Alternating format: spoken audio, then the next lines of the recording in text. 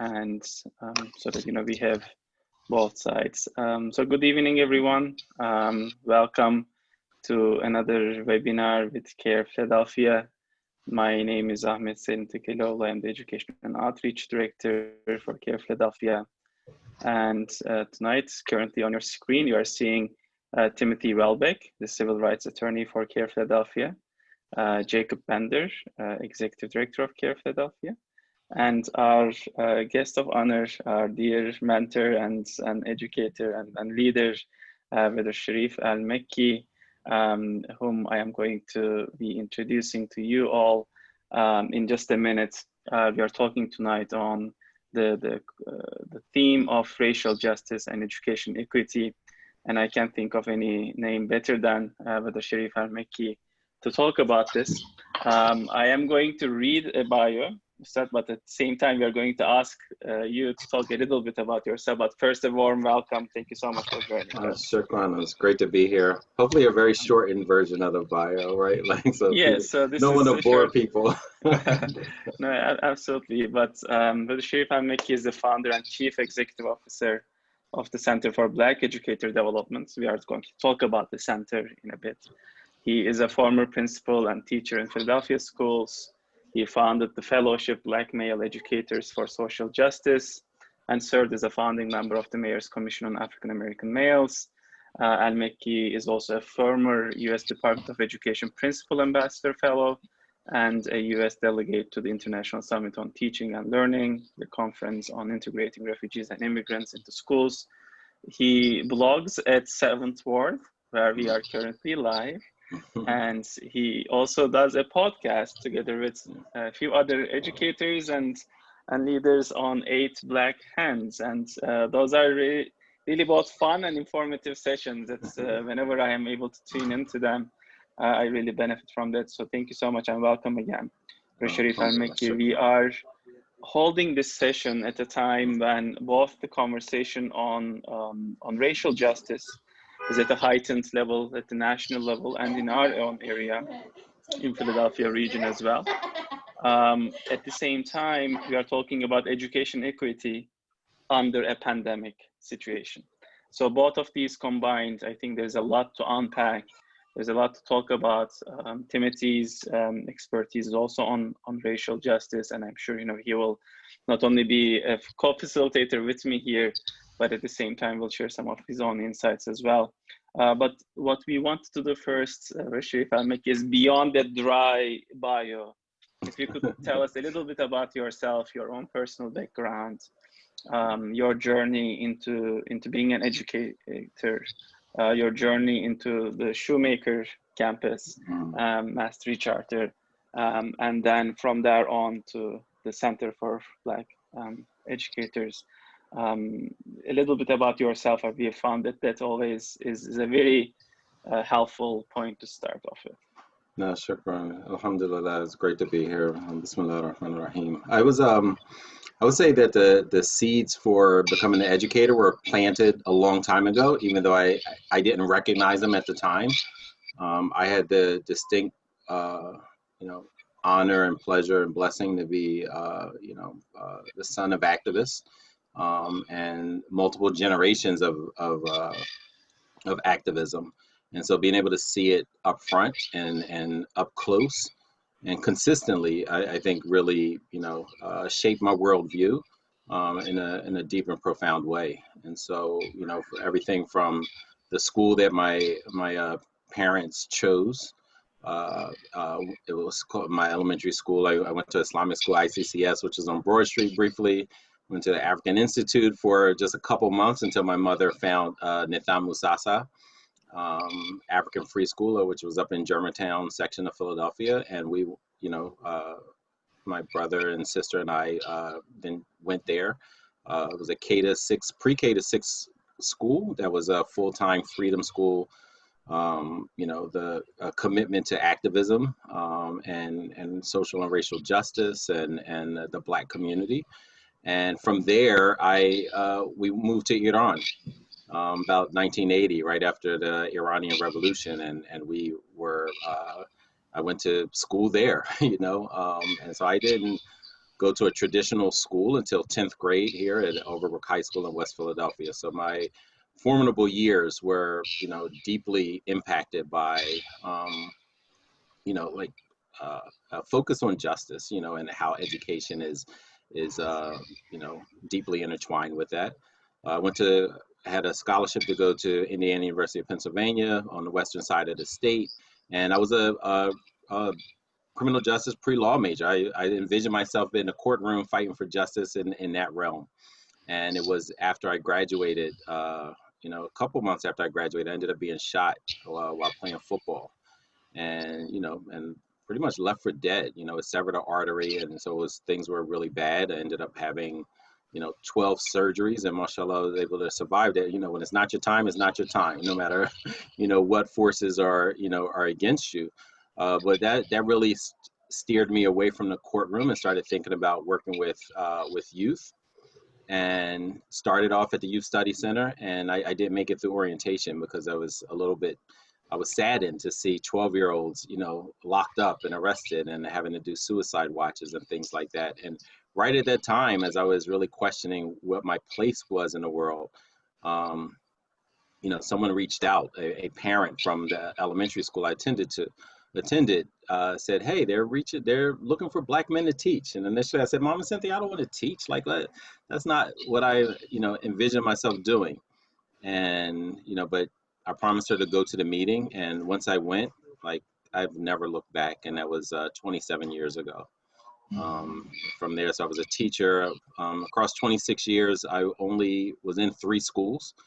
Because I appreciated the depth of being involved in a community and connected to families, and being able to see multiple siblings over the course of the years, and really try to support a compelling vision that families had and the community had, that they wanted to see in their schools.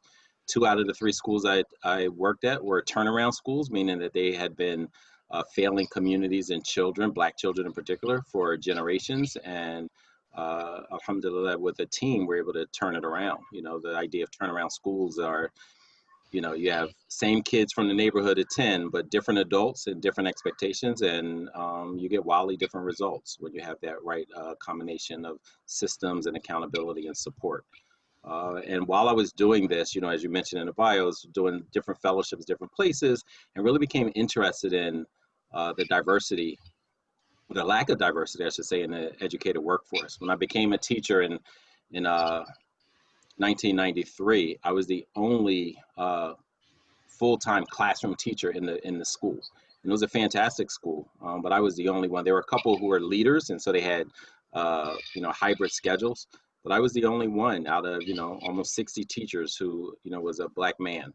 And I was like, oh, that's interesting, but I didn't really give that much thought. I was really focused on the students. But once I became a principal, it became a really part of my passion project to find out what was the issue, why this was the case, and continue to move on. Because I had experienced very successful and effective Black men teachers in Nizam Musasa, my elementary school.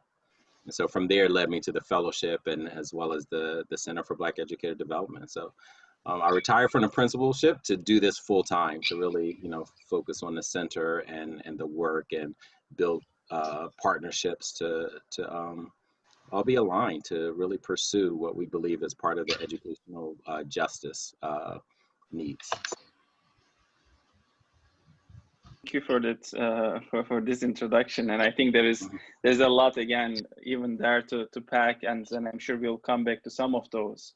But the article that I posted, that was a profile that was made on you, mentions that you coming to Mastery Charter actually was at the time the Shoemaker campus when the school was in trouble, and that's.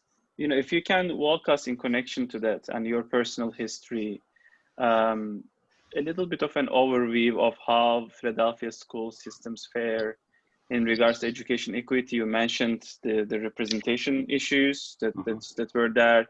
What are some key historical turning points, and what are some current outstanding issues as they continue? Maybe with a bird's eye view of historical background. Right. No, that makes sense. I mean, unfortunately, and you know, there's tons of history and research that bears this out, is that the Black children and the Black community have been second-class citizens in Philadelphia for generations. You know, Thurgood Marshall's picture behind Timothy reminds me of, you know, you could see something like that in almost every city across America, where Black people are demanding, you know, to be treated as citizens and not second class or even lower class. You know, typically in our systems, you know, it's been an educational caste system, and you know, Black communities, Latino communities, and poor communities have been at the bottom of this caste. You know, and often people think of, oh, Philadelphia, that's up north, and that's where, you know, liberals or Democrat, whatever it is that people think is the, you know, is the, you know, the safe space for Black children. You know, it's undeniably wrong. That's not been the Black experience. You know, Malcolm X, you know, people were always in the 60s talking about Mississippi and how bad Mississippi was. And yeah, we're not saying that it wasn't, you know, extremely crushing and oppressive for the Black community. But Malcolm also pointed out that, you know, America is Mississippi. You know, he was speaking to New Yorkers. He said, New York is Mississippi. The entire country is Mississippi, as far as like what's their mindset and the level of just rabid racism and anti-Blackness that exists. And we can't for one second think that this racism that's pervasive, this oppression that's pervasive, does not impact schools. You know, it does not impact educators. And you know, we can't think that educators that with deeply seated biases against you know, Black children automatically become purified walking through a school door. There is no purification for that without deep reflection and the work to interrogate one's own biases and fix them and address them, and be receptive to the communities holding them accountable. And so this is what the work is, and this is what Philadelphia, you know, this is the battleground for what needs to happen. You know, too often our children, they're underfunded, they have a lack of representation, and quite frequently this story or this narrative, grandparents can talk about it, you know, and share their grandchildren. So for example, my grandparents, both sides, so 4 adults, decided to scrape their money together and send my parents and their siblings, 8 children altogether between the 2 sets of grandparents, to private schools. And they weren't rich, they weren't wealthy, they didn't have the money to do it, but they scraped every dime they could in order to get there. And my parents did the same thing. As I said, I didn't see a regular school until high school. And you know, the grandchildren, my siblings' children, are also in the same boat. And it's not just our story. I spoke to Pam Africa once from the Move community, and she lived across the street, you know, literally across the street, and one of the side streets, not even a big street. So she's like right there by Shoemaker. And she told me the story once when she was young, and I had no idea she lived there as a child. And she said, oh yeah, my mother was like, no, there's no way in the world you're going to Shoemaker. You know, we celebrated Ramona Africa's birthday. You know, she's 60-year-old, you know, woman who talks about, as of 50 years ago, things were oppressive in the school that I was serving in. So I understand that, that level of you know, frustration and despair and anger. And on top of that, you have a state legislator that is not keen on being just and equitable in their funding system. Brother Sharif, thank you for that perspective. I appreciate you bringing much of your personal narrative arc and your activism and how that led to the work you do today. I think you're exactly right in mentioning how for Black people throughout the ages, one of the things that we fought for is access to equitable educational opportunities, whether it's creating historically Black post-secondary institutions, whether it's fighting to end segregation and primary and secondary education, or whether it's this new frontier in tackling funding and other issues like that. Can you talk about your references to revolutionary teaching practices and what it means to be a revolutionary in our current education system? No, absolutely. You know, your question makes me think of James Baldwin, and he said teaching Black children is a revolutionary act. I would Yes. add the word teach them well, or superbly. Like that in itself is the revolutionary act, because plenty of people show up to so-called teach Black children. There are far less people who want to be accountable for what they actually learn, right? And so there's a difference between teaching and learning. Sometimes teaching is just talking, sometimes to yourself, just in a classroom full of kids, but actually seeing what they learn and being willing and embracingly so to see what they've learned and what they're able to accomplish and how they be able to solve problems that that will come up. And so I think James Baldwin pretty much nailed it. Like to teach Black children well, to focus them in a system that is inherently anti-Black. We have to recognize that these schools were not set up, they were not established for the success and love of Black children. And so if you know that that's the history of it, and that's the lineage of it, then at some point it should be a hard pivot away from the lineage. If not, it is linear and it will just continue and it will reinforce itself and double down on itself. And so what we need often is a revolution, a change, a radical change or pivot that moves things in a diametrically opposed way. And that takes a lot of courage. It also takes funding, but also it takes the political will to make the changes that we know are different. And we have to recognize that when we see that our schools are so segregated, in addition to the housing, but we can also look at where our best schools, they don't reflect the population of the city or the population of the district as a whole, where you have, the magnet schools or what they would call the elite schools, which are generally criteria based. And you see, that there are far more white children that attend there than that do on average across the, the district. The ratio is much higher. And for Black children, it's much lower. And you see it, whether it's a school like Penn Alexander, that changed over the years, or you see it in the magnet schools that have been consistent over the years, but also a decrease. If you look at the numbers, there's been a decrease of students, Black students having access to it. So like all of these are, I don't look at them as revolutionary ideas. I think they're like just matter of fact and very practical. But unfortunately, when we are in a system that has been, just oppressive for so long, and I'm not talking about just the district, I'm talking about the city as a whole. Last year I was reading a book called Up South that speaks about, education and civil rights and human rights right here in Philadelphia. What some would say is the liberal bastion of this state and all this kind of stuff. Like, that's not how it plays out for Black children. So when Malcolm X asked the Black community, who taught you to hate yourself?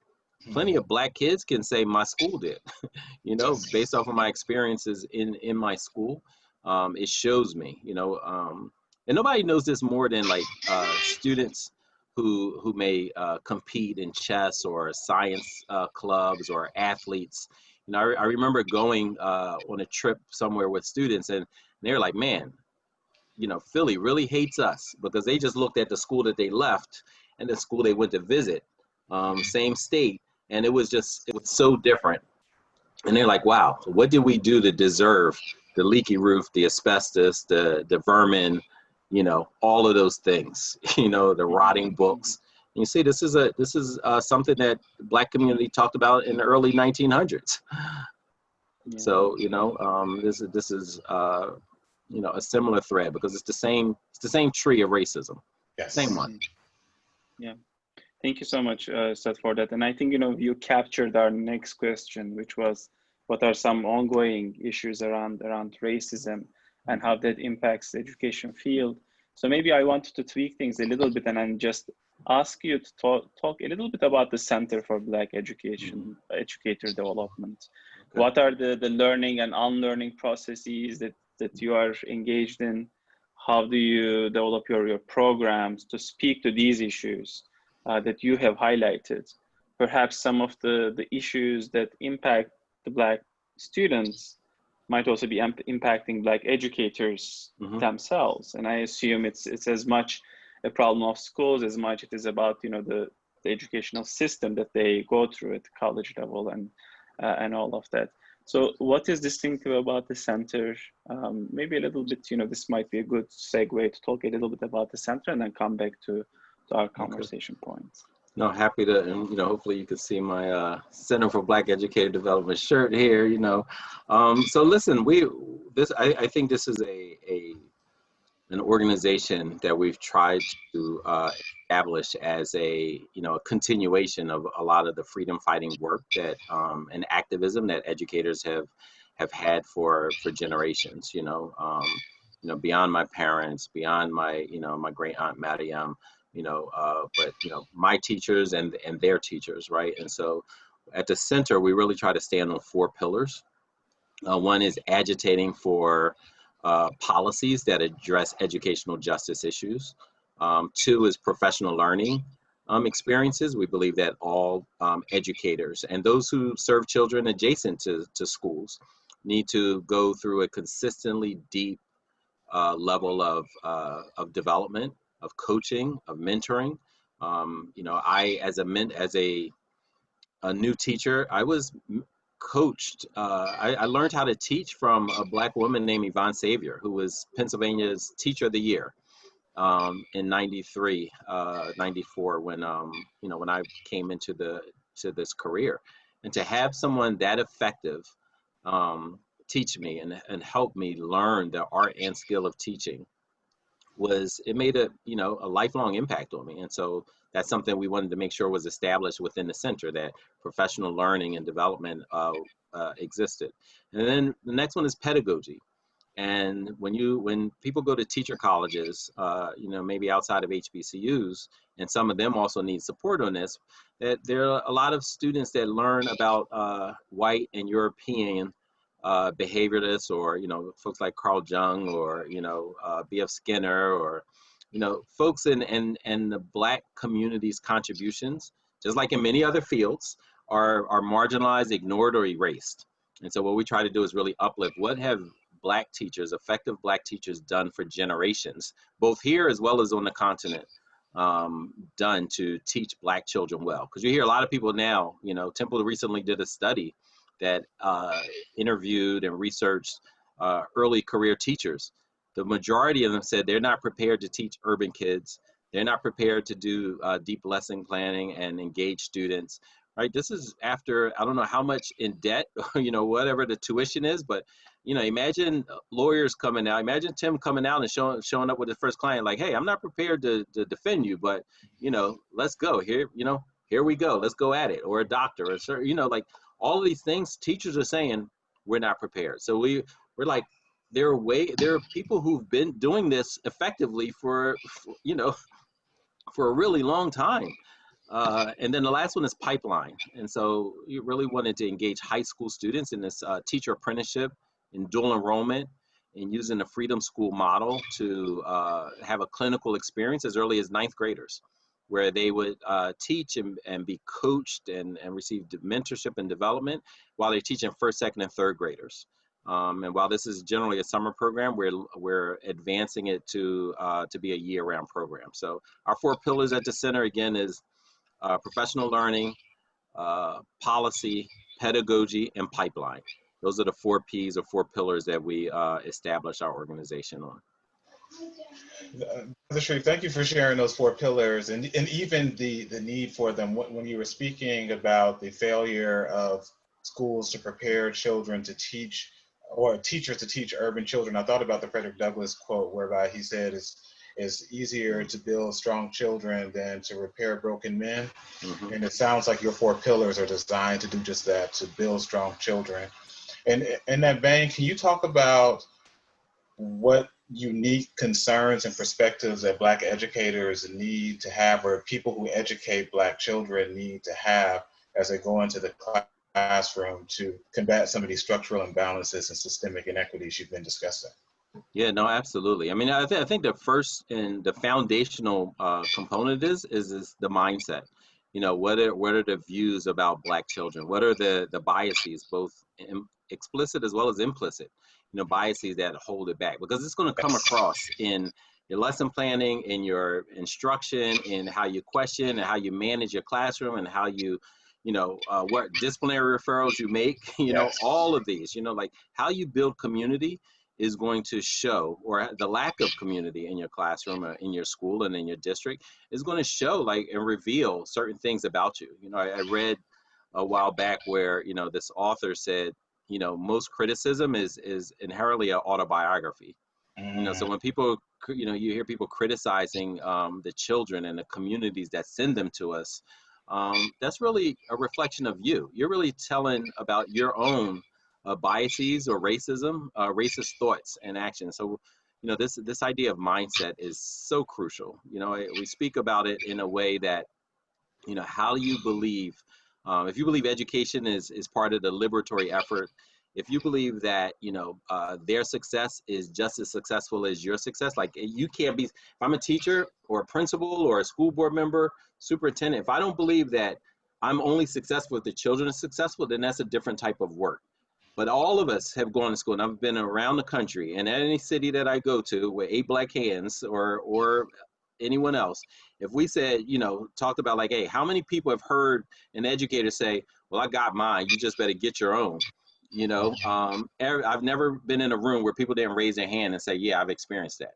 And who did they experience from? From educators, not some guy off the street, not a barber, not, you know, someone down there. It was an educator that was supposedly responsible for helping. But if people don't look at their lesson plans as these political documents, and every time they teach as a political act, then they're not going to have that same urgency and that same community. But if I believe like my success is dependent on how well you do and how well I prepare you, both immediate as well as in the future, that's a different mindset, that's a different outlook, and that's a different level of responsibility. And so this education should be a part of collective responsibility. When we look at Nguza Saba, and it's like, you know, Kuji Chakalia, self-determination, and what that means, you know, across the pillars or across the Nguza Saba principles, that's what school should be about. Like but unfortunately, that's not the experience of many, you know, students. And I'm not just talking, you know, too often people think about education as if it just recently went you know, turned sour. Where, you know, my mother, you know, as I mentioned, you know, she was not in these schools, right? Like for a reason, you know, as well as many other families, and some are just demanding and asking for things, and you have a state. One, we should just recognize the lack of funding that Philadelphia has, and across the state, the blacker the district, the browner the district, the less money they receive. And the interfaith group Power did great research and showed that. And even the state legislature said at some point, even at the time during Rendell's governorship, you know, they said, oh, we'll look into it and see what it costs. And once they saw what it cost, then everybody gets mealy-mouthed and wringing their hands and saying, oh, we can't afford it. And so when you say, well, I can't afford to educate you, then you already know the fight that we're ahead of. People are saying, like, you're not worth it, you know? If you're poor, then you are, you know, good luck. You know, if you're black or brown, good luck. Like, that's the messages that people in these seats send to children. You know, and it's a heck of a fight and battle that we're in. Absolutely. Indeed. And as a sort of new sort of institutional member of Power, we at CAIR-Philadelphia, we see that, you know, as a positive sign, more Muslim communities realizing the impact of the fair funding, the unfair funding structure for our education, you know, system, and that, you know, their kids are being disadvantaged, and that it's picking up, you know, more attention, and we hope to work across our communities to bring more attention to that campaign, which is building some pressure in Harrisburg, but I think definitely there is much more need for bottom-up pressure from our communities across the state, so that process is equalized. I wanted to ask Ustad a question that is kind of related to that fair funding issue. Oftentimes, some skeptics and sometimes ill-intentioned people bring up this issue of, hey, it's not a matter of race, it's a matter of class, it's a matter of socioeconomics, right? So in our broader conversations on racial justice and injustice, sometimes even well-intentioned people, buy into these arguments, and they can whitewash, long entrenched racist policies.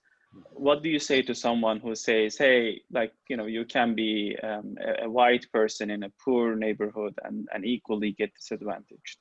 And kind of, the idea of, race and racism based on color lines for them doesn't seem to be much more so there. So what is your response to that? That's one question. And a second question, I think, that I wanted to bring in is, do you think there are specific dynamics that impact Black Muslim students and Black Muslim teachers, considering, a form of racism being anti-Muslim racism that impacts, that kind of double minority status of African American and African Muslim students and teachers? Yeah, my niece Houston would say the intersectionality of all, I'm like, yeah, all these new terms. That's for y'all. Like, I get it, But I mean, to answer your first question around the,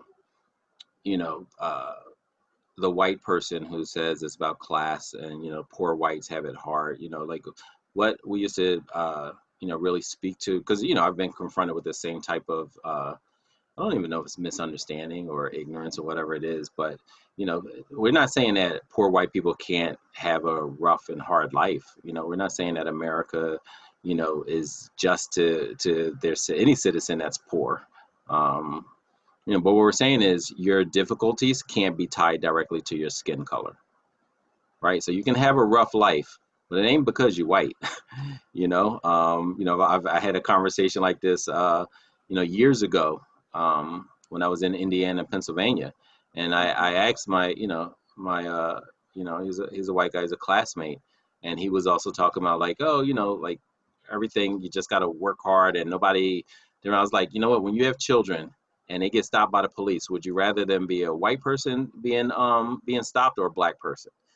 That was the first time he actually thought about it. He was like, you know what, I think I'd rather be white. I'd rather my kid be white. I'm like, yeah. So as soon as you talk about that type of experience, then that there's an injustice. There's a deep-seated injustice in it, and for us to ignore it means that you are perpetuating. You are instead of being a co-conspirator for justice, you're being a co-conspirator for the racism. And I think that also speaks to people who don't have a sense of urgency, right? Like, we have plenty of people. If we look at racism as a tree with these deep roots that are entangled all across the country throughout all the institutions, and if people are up there pulling on the leaves and pruning the thinnest branches and saying like, look what I did, then, they're also equally problematic because they don't understand the depth of the issues, which means that they are going to trample on the rights of Black people. And that's how this continues to perpetuate, in our schools, in our courtrooms, in our systems, overall. So I think people have to be really challenged to think differently. People have to parent differently, and white people have to start having conversations about race, class, and privilege, something that, many of them have avoided. Dr. Ali Michael speaks a lot about how, as a white person growing up near Pittsburgh, she was raised to believe that racism is only a singular act by some fool out there in the hood, who does something violent. She was not raised to question why are systems this way, why are some schools funded this way and that way, why is the incarceration rate of children, particularly Black children, so high, any of that. And when you compound that with the intersectionality of being Black as well, a Muslim as well as Black, then you see this play out on multiple spheres, being, being targeted, the fact that I've been arrested as a teacher, I've been arrested as a principal, simply as because I'm Black, and then I show up at a protest with my family, then it's because I'm Black and Muslim. I wasn't the only one at the protest, but how come my family was, but I was one of the few Black people, in my family, we were the few Black people at that protest. So how is it that we got targeted and no one else did, right? And so when people don't recognize that and they think it's just happenstance, that means they've bought into the American lie, hook, line, and sinker. And so for Black educators and Black students, great learning environments are usually great teaching environments, right? And the same conditions apply across the board. I remember students at Shoemaker did a anti-bigotry summit because they were seeing the rhetoric of 45 as he was campaigning, and they wanted to raise awareness of what this is. And when you look at places like Philadelphia, where up to 20% of the students may be Muslim, and many of them Black, we have to recognize inherent biases. Even the folks who show up, they may hold biases. They may like, oh yeah, I'm fine with Black folks, but if they Muslim, then I'm buying into the propaganda, right? Like I've had Black educators once say, well, we need to, sometimes that kid wears a khimar, sometimes they don't. We need to get a letter from their imam and say that they are Muslim and that they are allowed to wear that. I was like, yeah, well, right before you do that, go get a letter from each pastor saying that they could wear crosses. I was like, do that first and then come holler at me. No, you're singling out that young Muslim sister for no reason, but some of the propaganda that you've ingested. Yes, absolutely. Jacob, I think you had a question. Yes. Welcome, Brother Sharif, to CAIR's webinar program.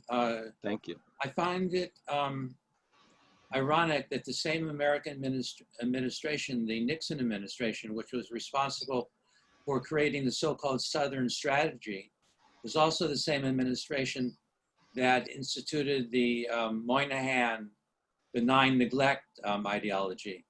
And as we're moving into election season, I wanted, if you could talk about the educational platform of both parties and how you contrast those.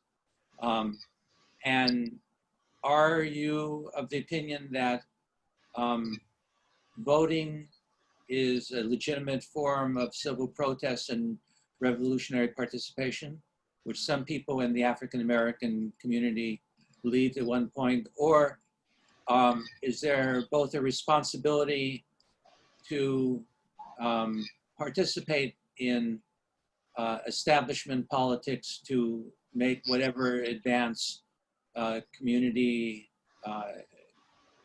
feels is possible? Yeah, no, thank you for that question. I think, I think one, let me answer the first one. I think voting is a part of the work to be done. Being registered to vote, participating in the voting process is absolutely important. I think it's, not just important for the presidential election. I believe it's even just as, or if not more important for the local election. When we're talking about education a lot. Some, in cities that have school boards that are elected, that's some of the lowest turnout out of all of them. And that directly impacts every single child, for generations, right? We believe that if a child educated well, that impacts their grandchildren. And that just continues, not just their child, it's a generational impact. So I think voting absolutely is crucial. And to be honest, I didn't always think that way, I'm ashamed to say, but I'll say it just, as part of my lifelong learning. I didn't vote till 2008. I just did not see the relevance. I didn't see that as the real work. You see voting, when I looked at cities that were either Democrat, I was like, what's the Black experience there? And then I look at the Republicans, and it's like, what's the experience there? And also growing up and listening to Brother Malcolm and talking about the difference between the wolves and the foxes, and the foxy liberals who will stab you in the back just as quickly as they can, but they'll do it slyly. Where the wolf will say, like, I don't like you and I will kill you, where the fox is like, oh, I love you up until I don't need you anymore, and so I took all of that, meaning like, don't even opt into the process, do stuff at work, become a teacher, become a lawyer, and do actual work on the ground with people. But as I've grown more, sophisticated in my viewpoints and maturing in my perspective, then I definitely look at voting as integral part of it. I think too many people champion and promote voting as if like, all right, once that's it, just go back and sit back, right? Like, so I think voting is an opportunity to hold people accountable, get people in office, and then move and push them to do what your community needs to do. I think too often, once our candidate gets in the office, then it's like, okay, well, he won, my candidate won, but did the community win is my question, you know, and how do you hold people accountable for the problem? I mean, it's like a running joke everywhere, right? Like, oh, politicians lie to get in office. Like, everybody jokes like that's not funny. Like, that's a real thing. And how do we hold them accountable to make sure things are being done? How do we get politicians like David P. Richardson, you know, with that kind of mindset, that kind of liberatory mindset? Like, we need more of them. And so we encourage our youth and our people to not only be engaged in the process, you know. That's why I'm excited for folks like, you know, the next generation of like Isaiah Thomas on city council, like what that could mean, and Malcolm Kenyatta at the state legislature. Like we need more and more of them, not only for role models, but also the policies that they advance that support the equity and justice banner that we've all been fighting for. And your next question, as far as like educational policy, listen, 45, I don't think has an educational policy. Betsy DeVos does not really have an educational policy. They have stuff that they talk about, but as far as like what you're saying, as far as literally changing things, and I think for Biden and Harris, I think they have to be, you know, held accountable. I think they need to be pushed and challenged to listen to families in the communities. And I'm going to, you know, be one of the folks to really make sure that the community is heard. You know, recently, you know, a friend of mine, one of the founders of the fellowship, talked about, you know, Dr. Biden had a summit or a town hall for educators, and it was about as white as you can get, right? And so, you know, we have to make sure that whoever our candidates are, the ones that we support, and I'm like, hey, we need to support 45 has got to go, and get folks in there that we can at least have conversations with, and not just you know, conversing with you know, just rabidly racist, outwardly racist, not even a dog whistle now. It's just, you know, like turn to the cone hat of the KKK into a you know, a bullhorn type of thing, right? Like that's what's happened. So we just have to recognize that. But I think, yes, voting is absolutely important. I think two, we have to engage folks and understand, and then we have to make sure that we are holding people accountable who get in office, so that more people like me and my youth don't get more disenfranchised and say, nothing's different anyway. Like my year and under this administration is no different than under this administration. My kids are still struggling. I'm still feel like my community is being undermined and disinvested. All of those things. Like, we should see a difference, right? And that's what we have to push for. Brother Sharif, thank you for that insight as it relates to perspective and what we should demand from our elected officials. It brings to mind two questions that some of our viewers have brought up, and I would if you could potentially maybe answer both of them simultaneously. The first was talking about the idea of parents' decisions to put their children in best educational environment, which oftentimes, as you mentioned before, is an environment full of white people that often harbors anti-Black sentiments, anti-Black racism, things like that. So if you could talk about the notion of maintaining your Blackness and even your Muslim identity in an environment like that. And then another viewer also wanted to know about just the idea of advocating for vocational, for some students who post-secondary education might not be the best avenue for them. Right. You know, so I'll start with the first one. You know, as far as private schools, like, you know, I support individual families, parental choice of finding what's the best fit, you know, both individually as well as collectively. You know, I think that's very important. And it's right now, you know, people who are anti the idea of parents choosing their schools and the best situation for their children are often the same people who do it for their own children, but criticize other people for doing it, right? And so the hypocrisy of it all has to end. You know, I see more people that exercise white flight or were the products of their parents on white flight, or going to, running to the suburbs, or running to gentrified areas, or, taking over Penn Alexander, or, moving to Jersey or Lower Merion or wherever, and then showing up and telling Black families in poor neighborhoods, like, you should just stay put and be patient. Sabr in Islam doesn't mean just sitting there and waiting for a white benefactor to come help. Sabr means I'm working, and I'm also having the diligence and understanding that it may not happen tomorrow, but I am responsible for helping myself and my community move forward, right? But they want you to have this passive, sad state of patience, which I just believe is an oppressor's trick to keep people, because they're not doing it, right? So we need to make sure that we are calling that out. I've been to school board meetings in Philadelphia where, white folks in red shirts who live in places, that aren't where they teach, and they carefully put their children in places that they believe is better, but telling Black families like, hey, don't go to this school or that school or those kind of things. And so, and also, I think it's crazy that we even have to, think about this, right? Because it should be enough. The school down the street from me should be fantastic, and it should be worthy of my children, right? Like, every school should be worthy of the children in that neighborhood, in that community. And too often we don't see that over and over and over again. So I support that, and the kids who get to go to those kind of spaces, when you look at it, that's not the majority of students. So what are we doing for the rest of the children? So I think that's a huge problem that we have to continue to confront, but I would never stand in the way of that. And we have to recognize that, part of the problem is so many Black families have to choose, do I want a well-resourced school,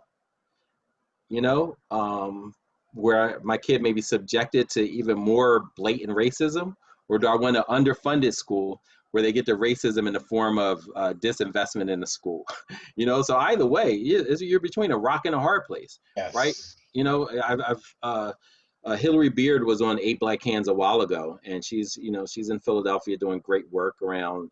She's a life coach, she's a trainer, a developer, all these things. And she talked about a family of doctors, two black doctors whose kids go to a wealthy school, private school, and their kids are angry with them because the children said, you did not prepare us for the amount of racism we would encounter. And the doctors were like, they were surprised, they were, embarrassed that their children felt this kind of, not only experience, but also this rage. And the idea is that you can be wealthy and, green doesn't protect, you against anti-Blackness. There ain't enough green in the world for that, Right. Oprah, with all her millions, got stopped and suspected of shoplifting when she was, when she was in Europe, right? Like that happens all the time. They don't recognize you. You ain't their favorite Negro. Man, like you're going to be subjected to it. And so, and you've seen it now, like there's been these online, have been heartbreaking to read the experiences of Black children in private schools. Yes. I think it's called Blacks on Mainline Schools or something like that. On our first, a white friend, shared the site on Instagram, and it was like, my gosh, gut wrenching. And, yes. Too many people were like, well, you made it, you found it safe.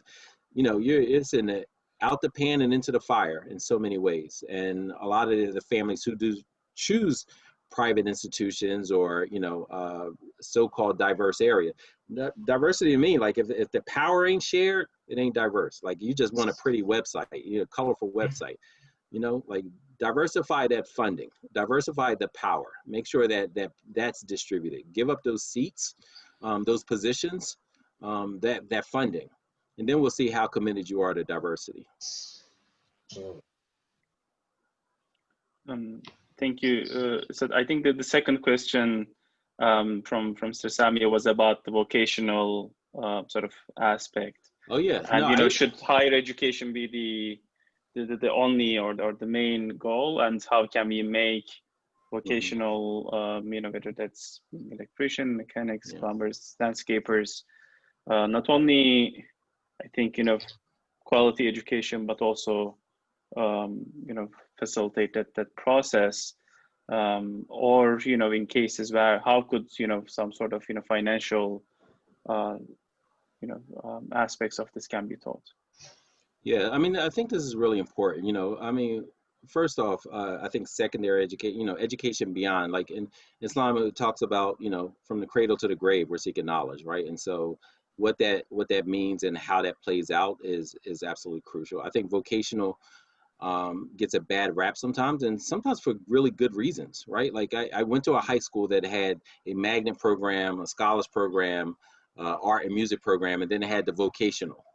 And when I speak to my friends who went there, back when I was 14, I was just like, man, I want to be in your class, like they were fixing cars and cooking and things like that. But when I spoke to them later, it was obvious a couple things. One, even with that, we didn't, as a school and as a system, didn't prepare many of them to actually own the spots, whether it's as a mechanic or as a chef and things like that. Several of my classmates who were in those positions, they end up dishwashers, in different places, right? And so how did that support them, going forward? It's complicated with other problems. We know even if they are prepared, the union here is very white. You can go across any construction site in the city, including the ones in Black communities, and it's mostly white people. And you see New Jersey tags, or that they're living in the suburbs. And so they're coming into the community. The schools, if vocational was done right, they would be the ones that were out there and doing apprenticeships and internships and actually, but when you look at the reality of what happens and what the labor market, again, back to power, who holds the power, who gets the contracts. Like, I would want vocational, efforts to include entrepreneurship, to include a guarantee of some kind of apprenticeship that's going to lead to full wages and full membership in the unions. But the union, I mean, it's not a secret. Many of these union held positions in these in a lot of this labor movement, they reserve spots for their nephews and their neighbors, right? Not for the kids, the Black kids and Latino kids in our vocational schools. And so I think this is just one other area that we have to address. But I'm hoping, one, that part of this response to the pandemic, as we're reimagining education, that our communities commit to hosting apprentices and internships. Back, this idea of Sankofa in the African tradition is looking back in order so you can move forward. And so there used to be a thing with apprenticeship where you would learn a craft deeply. And if we combine that with entrepreneurship, so students understand how to navigate it, and because many of them are going to have to create their own businesses, and which is what we would want anyway. They're going to have to do it. If they're going to they can't rely on local XYZ. For not only the education, but also the profession and the job. And so I think vocation is important. Just imagine if, when we're talking about like addressing poverty issues, just imagine if all students knew how to do the basics around, so even if you're going to college, but you know how to do basic electrical work, basic mechanical work on your rides, like how much money are you saving, right? And how can you use that to leverage even while you're going through school? So I think some of these skills shouldn't even be looked at vocational or college bound. It should just be looked like this is part of the educational process, and this is what you learn. These are the basics. And if you want to go deeper, then we support you in going deeper. But that this is also an area that is rife with racism. And so we can't ignore that or just think that, oh, if they get a vocational education and they're Black in America, that's going to automatically turn into something, without some additional things, like one, holding the laborers unions accountable. If they get city contracts, then what does it mean? Like, what's the ratio? Who's held accountable for the Black contracts, Latino contracts, the minority contract, women's contracts? Who's held accountable for that?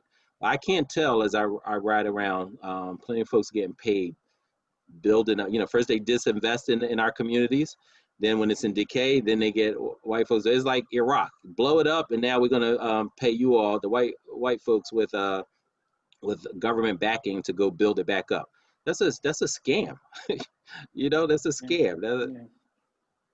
It's just a different type of violence. It's not the bombs, is it? Well, outside of move, but you know, in other ways, it's just a different type of violence in our communities. And then it's always the same people who get to build it and gentrify it, you know, and bring it back from decay.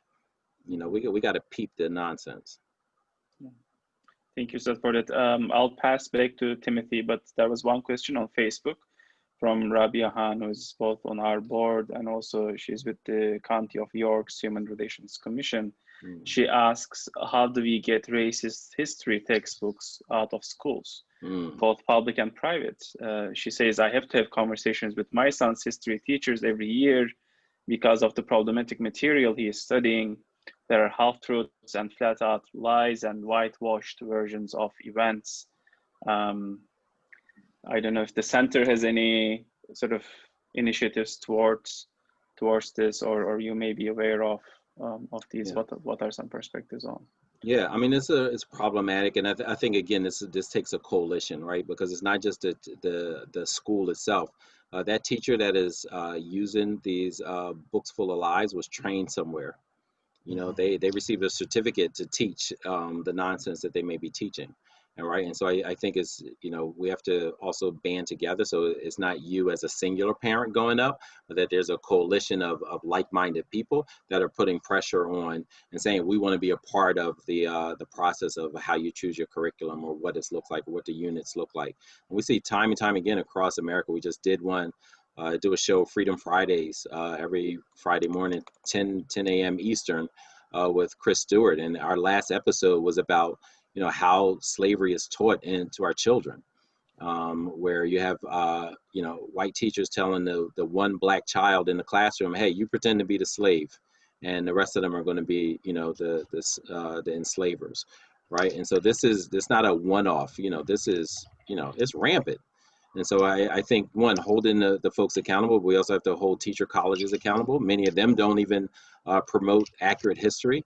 And I think not only saying don't do that, you know, sometimes, you know, a lot of times people need a replacement. So not just, hey, this book is problematic, but bring in things like the People's History or Zen's History Book of Education or textbook of African-American experience, just finding other resources.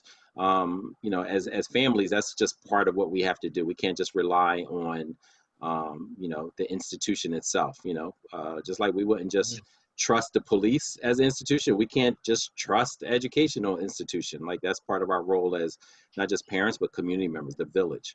And so I would say, you know, promoting that, you know, we replaced our 8th grade history with a social justice course. You know, and folks can go on front lines of justice and see a little bit of what Gerald Dessis was teaching. And so I think there are a lot of teachers out there doing it as individuals, but we need this collective. In Philadelphia, it's a, you know, learning Black history is a, you know, mandatory course for most students, not 100%, but for most students. And many of the teachers who teach it well will tell you they have a colleague who teaches it, you know, in a really lackluster fashion and not interested in engaging students, just look at it as like, oh, it's something that I was rostered to do, not that this is a vital aspect of everybody's education, you know, how America was founded, what the Civil War was really about, how in the founding paperwork, Black people were, you know, racism was all over the ink, you know, on that document. And so, you know, I would encourage Sister Rabia to continue to hold accountable, and also there are other people out there that are doing that, and whatever the topic is, finding alternate resources to share with the school and the school leadership. And I've had to do the same thing in the past, you know, and say that. That's one of the reasons why I love Freedom Schools. It not only exposes students to have a positive racial identity and an accurate sense of history.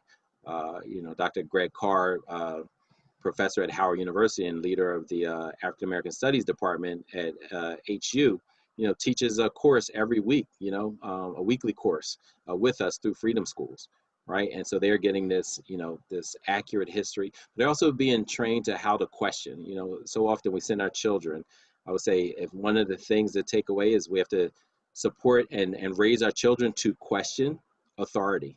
And a lot of times in our community, we tell them, don't question authority. But suppose the authority is a teacher that's teaching them lies, and they know, and they deeply understand that something's wrong. And they may not come home and tell the family members because they don't want to think that, you know, well, I'm questioning authority or something like that, right? Like they need to know that your allegiance is to truth, and the hawk, it also shows up or is erased out of textbooks too. And so we're telling them, promoting them to teach truth, and we want them to train them to be able to engage with adults in a way that's, you know, respectful. At the same time, there are a lot of children that do not tell their parents about what they experience in school, even if they feel uncomfortable. And so that's the kind of stuff we have to make it clear to them, like, no, we need you to do that. And we're also very interested in what and how the teacher is teaching, and that it's a partnership. The teacher doesn't own, or the principal doesn't own all the truth, right? Like, you know, we have to make sure that teachers and principals and educators are leading with humility, which means that they are seeking truth on an ongoing basis. That's helpful advice, Brother Sharif. We appreciate that perspective, and you're right. Our educators don't own the truth, and we must work in partnership with them. And in one of your prior answers, you mentioned how the pandemic has brought on new realities. And one of the things I kept thinking about as you were speaking was how the pandemic has exacerbated many of these racial inequities that you've talked about. Yeah. I was wondering if you could speak about that a little bit, and then also talk about how the pandemic has also potentially given us an opportunity to reimagine what normal could look like in our schools. Yeah, absolutely. And I'm glad you said that, because so many people are saying like, oh, after the pandemic, I can't wait till we get back to normal. And I'm like, normal for who? You know, because a lot of experiences that Black children have and poor children have is abnormal. You know, so you're saying like, oh, we can't wait till the pandemic ends so we can rush back to the abnormality of the school experience for children. Like, what are you talking about? So we need to reimagine it, right? You know, I read once that Black folks during the Civil War, they were told, some of the leadership, Black leaders said, you know, in the midst of chaos, advance, advance, advance. And so we have to, when you talk about opportunities, even during something like this, you know, we have to find ways to advance, you know, through the course. You know, with the hardship, there's also something positive if we have the right mindset and outlook and creativity and thoughtfulness, right? And so we have to use that opportunity. And so a small example is at the Center for Black Educator Development, we have freedom schools. It's usually in person. Once we decided like, hey, we have to do it virtually. First, we were nervous. You know, I was nervous. I was like, I don't know if I want to do freedom schools online, because it may not capture the, you know, the same energy and the same, you know, power. So I was nervous about losing it, but we decided to do it, and it was great. I mean, yes, in the midst of chaos, in the midst of you know, I forget how many hundreds of thousands of people have died from from this you know, pandemic and things like that. There was also an opportunity to engage, and so we had first, second, and third graders from as far away as California and Illinois who were able to participate only because it was a pandemic. Because if not, we would have just been in person. Because we you know, offered it virtually, we had students, only 70% were from Philadelphia. 30% were from outside of Philadelphia. And again, it's, you know, across multiple states, Massachusetts, Illinois, you know, Texas and California, right? And so we would not have had that without it, and right? And so that's just one small example. You have another group. You have Sister Kaya Henderson, who started Reconstruction.us, which is basically she's hiring college students to work with, to supplement as tutors, students. And so this way your tutor doesn't have to be after school or at the library. Your tutor can be wherever. And things like this should not end, right? And so now we're thinking like, all right, we know how to do freedom schools both in person as well as virtually. And so now as an organization, we are thinking about offering both of them, even when things go back to normal, which means for us, just when the pandemic ends, but not the normal. Because for us, that means we forever changed our organization and how we look at serving our community. Our community became larger, you know? You know, when they talk about the world is flat, like that's literally what it became once we decided to do. And now we know how to do both. And we, you know, inshallah, we'll be able to do both. and not just Philadelphia, but, you know, across the country, and serve them, you know, Black children, to support them in literacy and positive racial identity development. Absolutely, absolutely.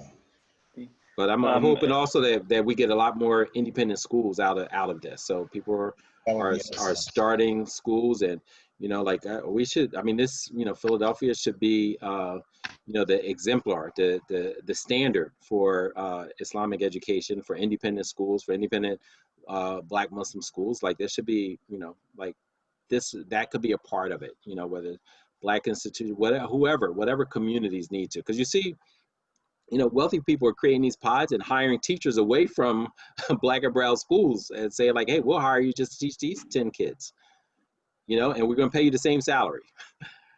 You know, so we, you know, just, and again, back to the Sankofa moment, you know, the amount of Black institutions, when you look at like ICCS as a Muslim Islamic school, and Nitham Musasa and Marcus Garvey Shule, like, we have a rich history of independent schools educating our people. And we need more of that across the city and across this country.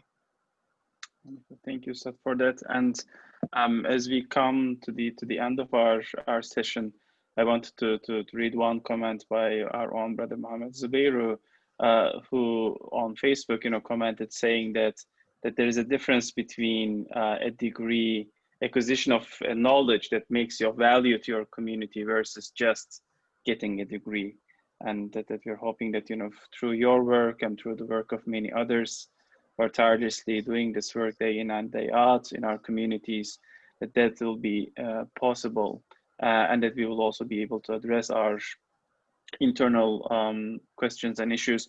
And I wanted to maybe end with that before we finish. You know, what are some ways that you think we can contribute to the ongoing conversation within American Muslim communities on intercommunal racism and the divisions between the broadly speaking inner cities and the suburbs, or between African and African American Muslims and the immigrant, you know, communities?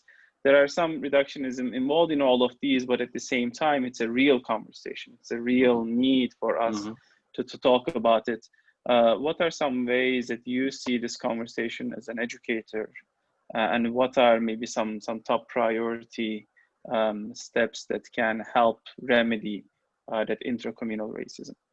No, absolutely. I mean, I think one of the first things that people really need to reread the Prophet Muhammad Sallallahu Alaihi Wasallam's last sermon, where he speaks about this directly, but there were multiple other times where this was spoken about, racism and what that means, and what does unity mean. And what does brotherhood mean, and sisterhood? I think is a very real issue, and I'm really glad that you asked that question.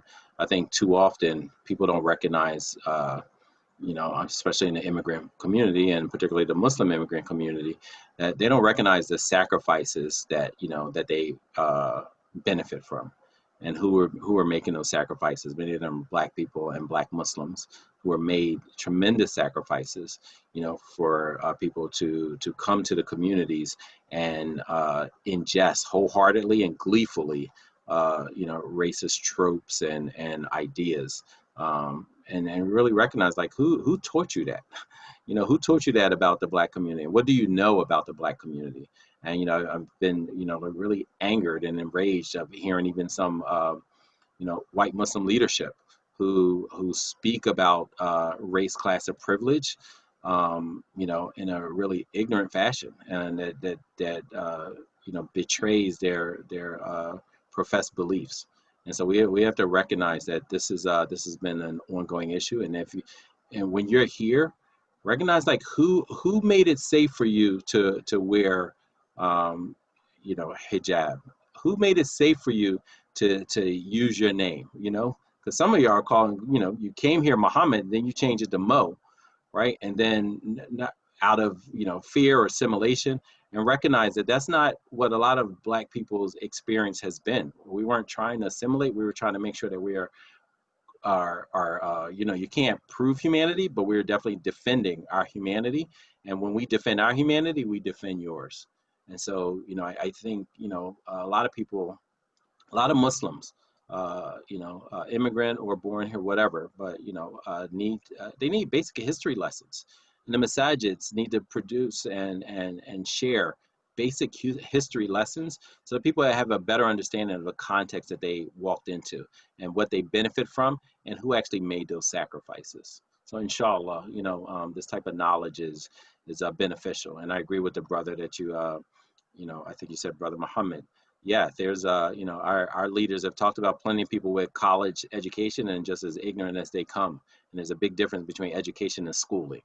A lot of folks go to schooling, whether it's a hausa or whether it's the school down the street, and aren't necessarily getting the education that will be beneficial to not only the community but to their own souls. Thank you, Ustad, for that. I think this is a good point to end. And what I want to do is share just for a minute over here, if I can. Just give me a minute of the page from the Center for Black Educator Development, where you can see some ways to support the work of the center, and where you can, I'm hoping that this is going to transmit soon, where you can see the very cool t-shirts that the center has, and then hopefully find multiple ways to support the work of the Center for Black Educator Development. Let me just scroll down. I think this way everyone can see the very cool t-shirts. Yeah, the Stay Woke. I think we set up an article today that was in WHYY that talked about the Black teacher experience. And I think that's on the web page somewhere as well. So we try to. Yeah. And I think it talks about that a huge majority of Pennsylvania schools do not have a person of color teaching as well. So we wanted to thank you, dear Sharif El-Mekki, for sharing your insights, your experience with us. Please make sure to visit the websites and the multiple links that we have posted. We always love, and our community contributes to the work of these wonderful institutions. Thank you so much, Timothy, for co-facilitating this program. Jacob, I will leave the last word to you for you to close us. And thank you to everyone who joined us tonight. I think one question, Dr. Rashida said, it's a good conversation. Thank you to everyone who joined us on Facebook and on Zoom. And thank you to everyone who asked questions. And thanks for having me. Appreciate it. Thank you so much, Seth. You're on mute, Jacob. You are on mute, Jacob. We can't hear you currently.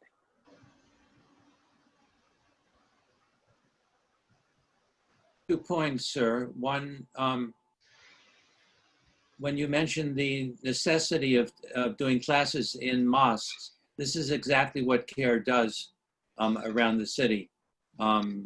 We have a number of courses on African-American history, which we have taken to both immigrant mosques and inner city mosques, as well as to public schools.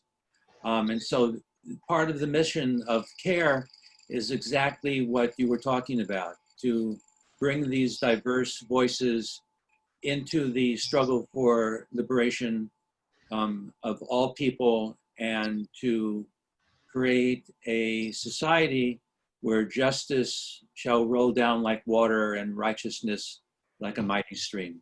So again, Dr. Martin Luther King. Thank you very much for being here. We are in your debt. I appreciate it. Thank you all for your work, and looking forward to continuing collaboration across our community and outside of our community. Thank you so much, and have a great evening. Yes, sure. Thank you so much.